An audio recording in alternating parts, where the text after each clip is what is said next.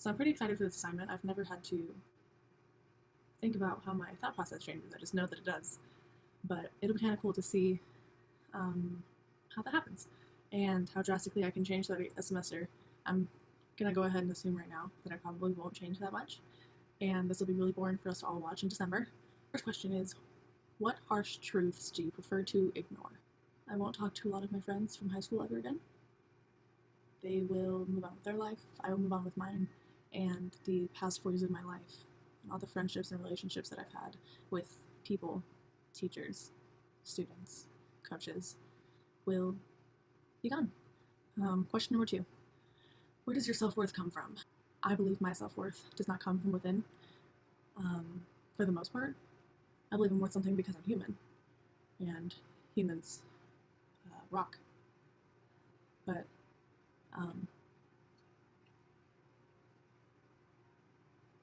I believe self-worth comes from how hardworking I am, how dedicated I am to my studies, especially because there's a chance that I won't make it how far I want to go.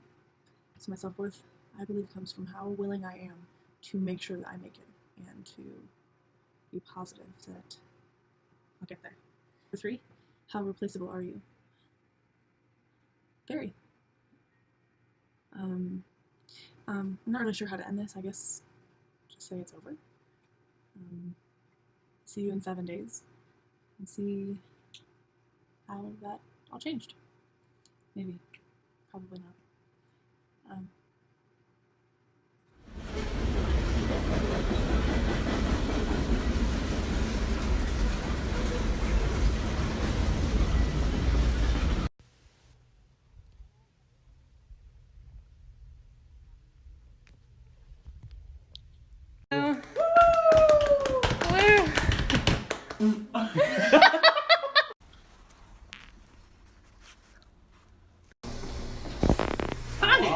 What's up, guys? I just wanted to do a quick little recap because this is my cute little conclusion. So I just wanted to go over, I'm laughing at myself in the first video because in the first video I was like, I'm not going to change, my answers won't change, blah blah blah. I said in the first video I was 100% replaceable and I offered nothing to the world.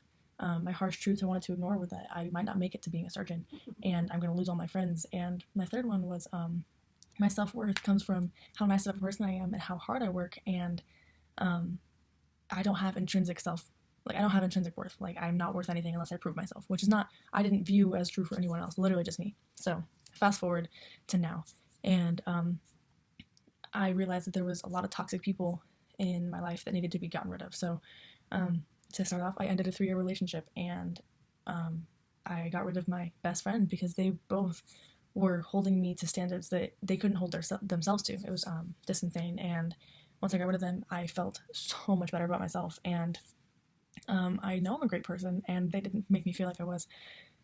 And I met this boy, and his name is Jake, and he's awesome, and he makes me feel like a one of a kind, and I'm so happy when I'm with him. And so that's all.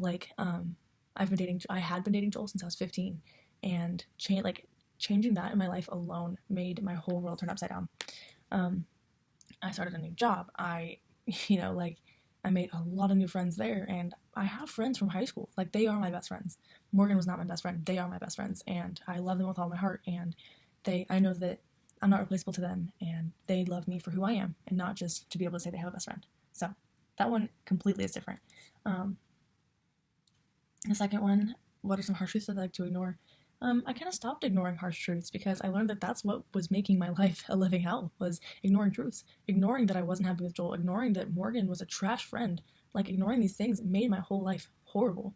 And as soon as I started acknowledging them and doing something about it, kind of changed everything. So my harsh truths were my grandma has brain cancer and she won't be around when I get engaged. She won't be around when I get married, or she probably won't be. And I was ignoring that, but I have started to accept it and started to try to teach myself to be okay with not being okay, and just stuff like that, issues in my life that I have ignored for years. I started to kind of process through and feel better about, and it's just really awesome and really liberating. So I don't really ignore anything anymore. There's a possibility I won't make it, and I'll find a way. I will be okay whether I make it to being a surgeon or not.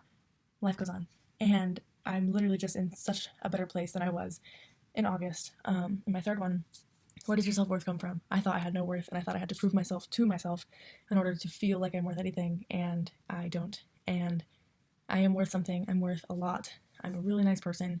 I put others before myself, and I'm a great friend to have. And it makes me sound like I'm cocky, but I'm not. I just appreciate what I am now because I have been taught to by Jake. Like, he literally has opened my eyes to so many things.